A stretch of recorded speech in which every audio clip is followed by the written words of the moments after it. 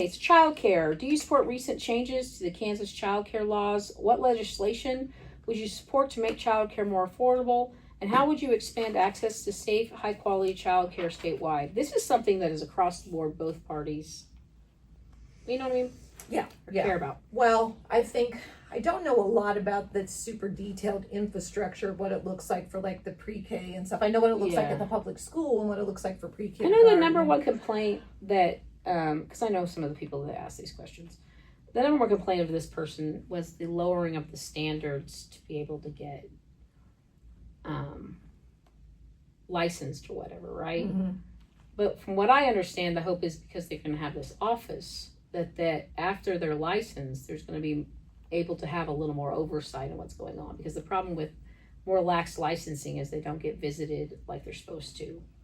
But if you have a whole office dedicated to it, I would hope that they can, yeah, and maybe something like that should be a pilot program first before maybe you jump into something like that, because it is really about how do we support the providers, how do we support the parents, but also how do we support the providers.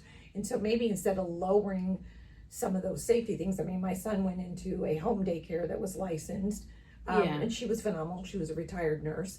I think she got written up because her neighbor parked his lawnmower in her front yard and left it. It wasn't her lawnmower, but somehow she should have maybe known that it was the front yard, even though the kids play in the back. Yeah. So sometimes there's those type of things. But no, I think it's respecting to support those providers. And so maybe you don't have the fee for the licensee, or you reduce that. If that's you reduce barriers. Right. If that's seen to be the thing that causes providers to not be able to do it. Do I want to lessen safety for kids? Yeah.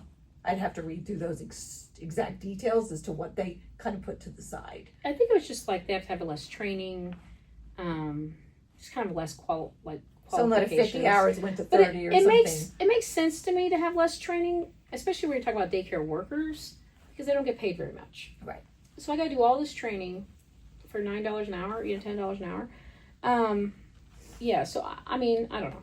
I'm torn on it. What we need it. We're in a bad state. I don't really know what the state could do to make it more affordable besides just talking to Avery. I keep wanting to talk about this online too.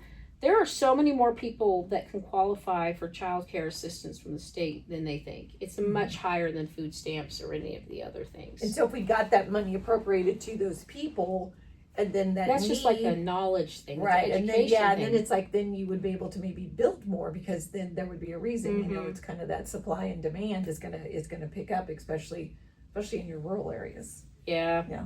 Rural day. I worked in a rural daycare for like 6 months in Iowa. I lived there for a little while. I love it, but I'm too old. I love babies. And it's hard to get down on the ground and get back up and down. You got to pick them up, and I would ice myself every night.